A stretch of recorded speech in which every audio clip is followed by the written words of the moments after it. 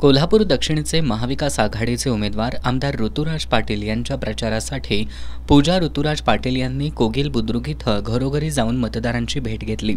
त्यानंतर त्यांनी दर्याचे वडगाव इथं आयोजित महिला मेळाव्याला उपस्थित राहून महिलांशी संवाद साधला।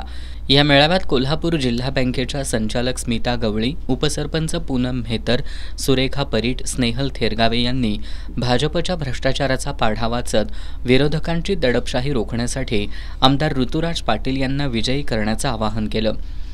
विरोधकांची लाडकी बहीण ही योजना फसवी असल्याचा आरोप पूजा ऋतुराज पाटील यांनी केला।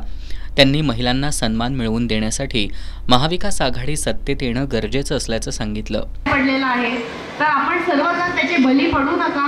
आपल्या आयुष्याची किंमत 1500 रुपये नाही आहे।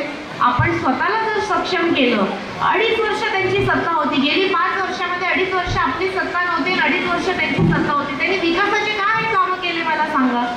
महिलांसाठी काहीतरी करून दिलं किंवा युवा पिढीला नोकऱ्या लावून दिल्या किंवा लहान मुलांसाठी काही करून दिलं? काही नाही।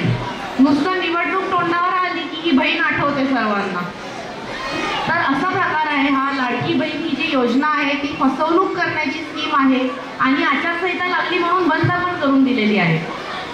तर ह्या स्कीममध्ये आपण सर्वांनी अडकायला नको आणि योग्य निर्णय घ्यावा। आपल्याला स्वतःला प्रगती करावी, दक्षिण मतदारसंघाची प्रगती करावी असा विचार ठेवून आज आमदार ऋतुराज पाटील साहेब आणि आदरणीय बंटी पाटील साहेब काम करत असतात। त्यांना सर्वांनी तुम्ही पाठिंबा द्यावा आणि अजून 5 वर्ष आम्हाला काम करायची संधी मिळावी हीच विनंती करते। या महिला मेळाव्याला सरपंच छाया मुळीक, उपसरपंच पूनम मेहतर, ग्रामपंचायत सदस्य अर्चना बेनके, नयना भोसले, गीता कांबळे, सखुबाई खोत, सुरेखा परीट, छाया कांबळे, मंगला बोडके, सुलोचना बागडी, नानासो बेनके, अवधूत बोडके, नवनाथ मुळीक, विजय कांबळे, सागर माने, सत्यजित बोडके, अण्णासो बोडके, अरुण बोडके, धनाजी बेनके, बंटी जाधव, अनिल मुळीक यांच्यासह महिला मोठ्या संख्येनं उपस्थित होत्या।